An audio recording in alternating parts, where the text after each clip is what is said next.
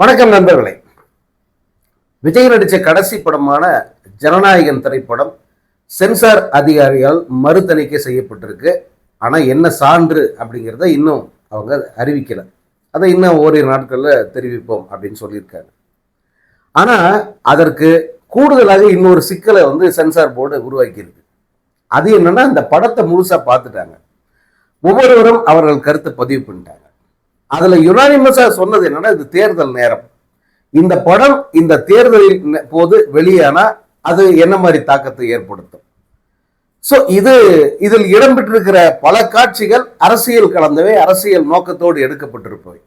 அப்படி இருக்கும் பட்சத்துல இவங்க தேர்தல் நேரத்துல இந்த படத்தை வெளியிடக்கூடாது. அப்படி வெளியிடும் எண்ணம் இருந்தால் இந்த படத்தை தேர்தல் ஆணைய அதிகாரிகள் ஒரு முறை பார்க்கணும் அப்படின்னு அவங்க ரெக்கமெண்ட் பண்ணியிருக்காங்க. இது வரைக்கும் நம்ம நிறைய படங்கள் பார்த்துருக்கோம், நிறைய படங்கள் பற்றிய செய்திகளை சொல்லியிருக்கோம். இப்படி ஒரு சிக்கலை சந்தித்த படத்தை பற்றி நம்ம இது வரைக்கும் பார்த்ததே இல்லை.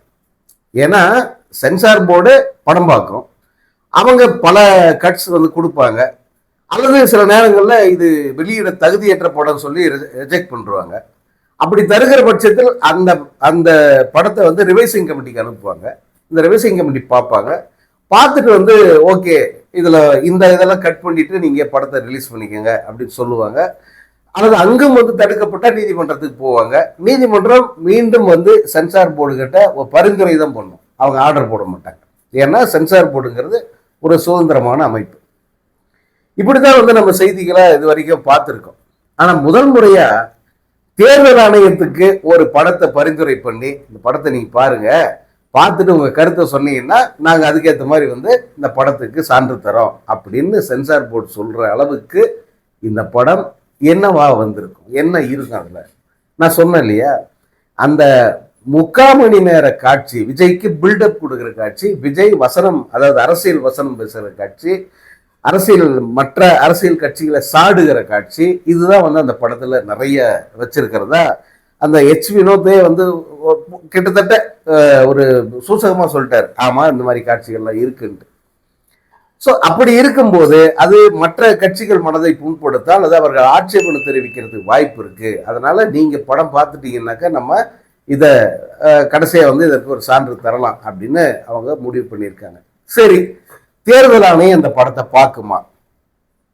பார்க்குமான்னா அவர்களுக்கு இருக்கிற வேலை பளுவில் அவங்க இந்த படத்தை நாங்கள் இப்போ பார்க்க விரும்பலை அப்படின்னு தள்ளி வைக்கவே அதிக வாய்ப்பு இருக்கு அப்படின்னு சொல்றாங்க.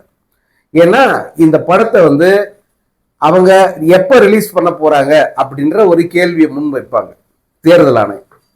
இப்போ அந்த மாதிரி கேட்டிருக்காங்க. சரி, அந்த படக்குழு எப்போ இந்த படத்தை வெளியிட திட்டமிட்டு இருக்கு அப்படின்னா, இந்த படத்தை ஏப்ரல் 23 பிறகு ரிலீஸ் பண்ணிக்கிறோம் அப்படின்னு சொல்லியிருக்காங்க. ஏப்ரல் 23 பிறகு தானே, தேர்தல் தான் முடிஞ்சு போதே. தேர்தல் முடிஞ்ச பிறகு இந்த படத்தை நாங்கள் பார்த்தா என்ன, பார்க்கலன்னா என்ன போய் அப்படின்ட்டு இந்த மாதிரி எல்லாம் சிக்கலை பார்த்த ஒரே படம்னா அது இந்த ஜனநாயகத்தான் இருக்கும். கிட்டத்தட்ட இந்த படம் கழுத்தை நெரிச்சு கொன்னு பணமா படுக்க வச்சுட்டாங்க. இனி அந்த படத்துல ஒன்றும் கிடையாது. அந்த படம் ரிலீஸ் ஆனாலும் ரிலீஸ் ஆகலனாலும் அந்த படம் குறித்த எதிர்பார்ப்புங்கிறது இம்மையளவு கூட மக்கள் மத்தியில் இல்லை. என்னைக்குமே அது பெரிய படமாக இருந்தாலும் சரி, சின்ன படமாக இருந்தாலும் சரி, ஒரு தேதி குறிப்பிட்டு அந்த தேதியில் அந்த படம் ரிலீஸ் வரைக்கும் டக்குன்னு அது தடைப்பட்டுருச்சுன்னு வச்சுக்கோங்களேன், அதுக்கப்புறம் நீங்கள் எப்போ ரிலீஸ் பண்ணாலும் அதை யாரும் கண்டுக்கவே மாட்டாங்க. இப்போ லேட்டஸ்ட் உதாரணம்னா இந்த தெரின்னு ஒரு படம், இதே விஜய் படம், கலைப்புலி தானு அவர்கள் தயாரித்த படம், நல்லா போன படம். அது அந்த படத்தை அதிரடியாக ரிலீஸ் பண்ணலாம், பொங்கலுக்கு ரிலீஸ் பண்ணிடலாம் அப்படின்ட்டு அவர் தானு சார் முடிவு பண்ணியிருந்தார். பொங்கலுக்கு முன்னே ரிலீஸ் பண்ணிடலான்ட்டு. அப்புறம் சூழ்நிலை, அது சில படங்கள் ரிலீஸ் ஆகிறதுனால தள்ளி வைங்க அப்படின்னு கேட்டதுனால அவர் இந்த படத்தை தள்ளி வைக்கிறன்னு ஒரு 3 வாட்டி அந்த படம் ரிலீஸ் ஆகாமல் தள்ளி போச்சு. மறு வெளியீடு தான், ரீரிலீஸ் தான்னா கூட ஒரு எதிர்பார்ப்பு இருந்தது. முதல் வாட்டி ரிலீஸ் அப்படின்னு சொன்ன உடனே நிறைய பேர் அந்த படத்துக்கு புக்கிங் எல்லாம் கூட பண்ணியிருந்தாங்க. அப்புறம் அது 3 முறை தள்ளி போய் கடைசியா அது ஏதோ ஒரு தேதியில் ரிலீஸ் ஆச்சு. அண்மையில் எப்போ ரிலீஸ் ஆச்சுன்னு கூட யாருக்கும் ஞாபகம் இல்லை. அதே போல ரிலீஸ் ஆச்சா இல்லையான்னு கூட யாருக்கும் தெரியல. இந்த மறு வெளியீடு தள்ளி போனதனுடைய விளைவு அந்த படத்துக்கு கிடைக்க வேண்டிய அந்த அட்டென்ஷன் சுத்தமா கிடைக்காம போயிடுச்சு.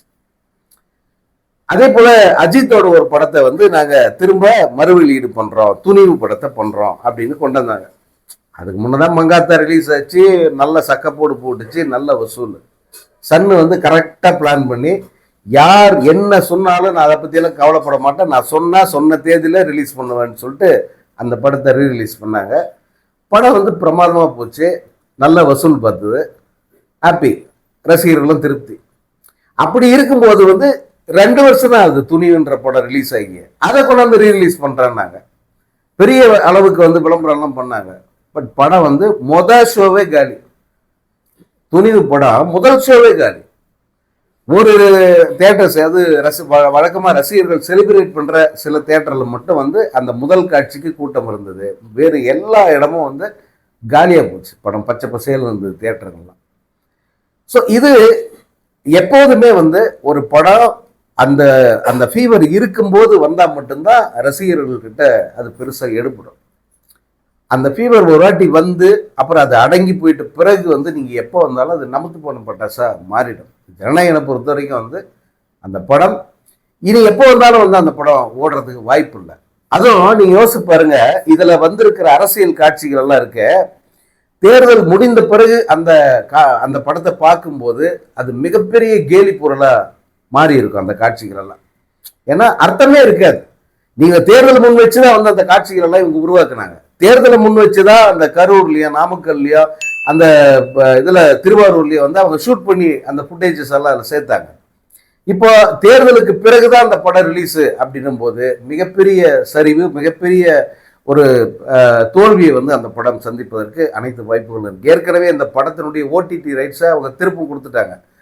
அதை அமேசான் பிரைம் வாங்கியிருந்தாங்க.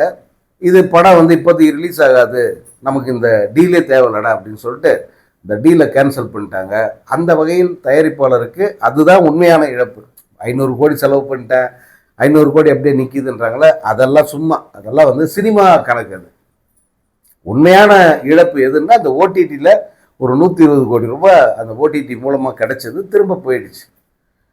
அந்த இழப்பு அவங்களுக்கு அடுத்து தியேட்டருக்கெல்லாம் இப்போ வரும்போது வந்து அது பெருசாக எடுபடாமல் போகும். அது ஒரு பெரிய இழப்பு. அதே போல் இந்த படத்தை வந்து ஒரு தொலைக்காட்சி நிறுவனம் வாங்கியிருக்கு, அவர்களுக்கும் வந்து இந்த படம் ஒரு பெரிய நஷ்டத்தை தான் கொடுக்கும் அப்படிங்கிறாங்க. எல்லா வகையிலுமே வந்து ஒரு தோல்வி படமாக, ஒரு நஷ்ட கணக்காக விஜயனுடைய அந்த இறுதி படம் வந்து அமைஞ்சிருச்சு. அதில் அதுவும் இது ரிலீஸுங்கிறது வந்து தேர்தலுக்கு அப்புறம்னா பிரச்சனை இல்லை. நீ தேர்தலுக்கு அப்புறம் எந்த பிரச்சனையும் இல்லாமல் ரிலீஸ் ஆகிறது வாய்ப்பு, தேர்தலுக்கு முன்புன்னா வாய்ப்பே கிடையாது அப்படின்னு சொல்லிட்டு இழுத்து மூடிட்டாங்க.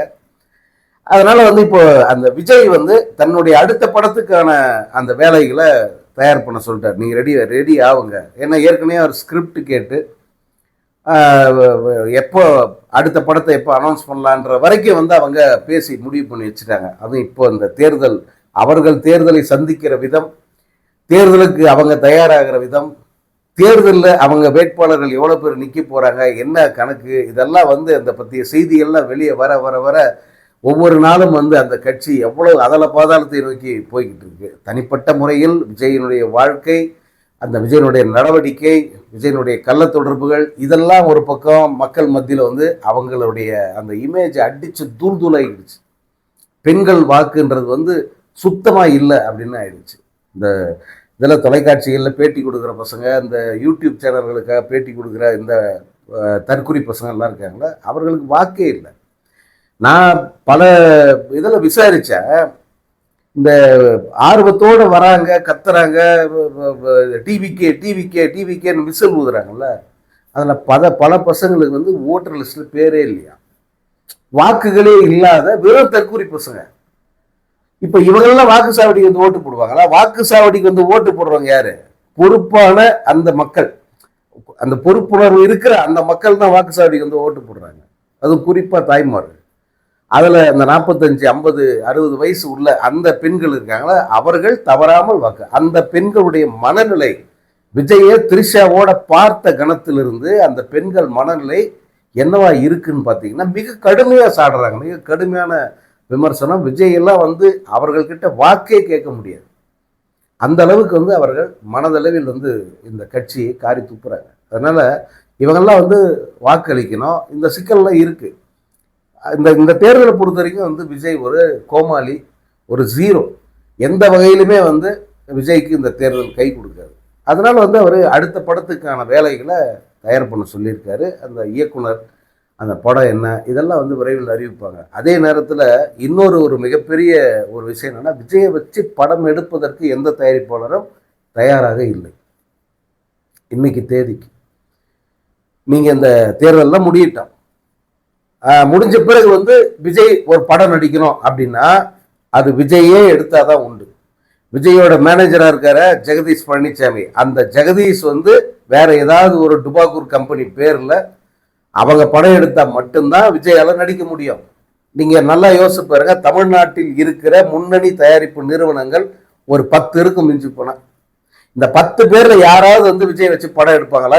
நான் சொல்கிறேன் யாராருன்னு சொல்லிட்டு. இப்போ கலைப்புலி தானு, ஏன்னா இந்த தனிநபர் நிறுவனங்கள் இவங்கெல்லாம் முதலாளியாக இருந்து படம் எடுக்கிறவங்க இவங்கெல்லாம் கார்பரேட்டில், அதில் கலைப்புலி தானு, சத்யஜோதி தியாகராஜன் அல்லது தேனாண்டால் ஃபிலிம்ஸ் மெர்சல் எடுத்தாங்களே, அதே தேனாண்டால் இப்போ இவரை வச்சு படம் எடுங்க அப்படின்னு சொன்னால் எடுப்பாங்களா? யோசிப்பாருங்க. இந்த மாதிரி ரொம்ப தேர்ந்தெடுத்த இப்போ இந்த டான் பிக்சர்ஸு அந்த மாதிரி சில நிறுவனங்கள்லாம் இருக்கு இல்லையா, இவங்க ஒரு 10 நிறுவனங்கள் இருக்காங்க. அது இல்லாத கார்பரேட்ஸ் பார்த்தீங்கன்னா சன் பிக்சர்ஸு, லைகா நிறுவனம், அந்த மாதிரி வந்து ஒரு 4-5 நிறுவனங்கள் பெரிய இருக்கு. இவங்களில் யாராவது வந்து விஜயை வச்சு படம் எடுக்க முன் வருவாங்களா? இந்த கேவிஎன் அல்லது மைத்ரி மூவிஸ் இவங்கெல்லாம் யாராவது விஜய் வச்சு படம் எடுக்க அவங்களுக்கு தைரியம் இருக்குமா? அந்த படம் ரிலீஸ் ஆகுன்னு நம்பிக்கை இருக்கு அவங்களுக்கு? ஸோ அவர்கள் யாருமே படம் எடுக்க வரமாட்டாங்க. 2011 தேர்தலுக்கு பிறகு வடிவேலுக்கு என்ன நிலைமை, அந்த நிலைமை இது. அப்போ இவர் வந்து அதுல இருந்து மீண்டு வரணும்னா இவரா படம் எடுத்தாதான் உண்டு.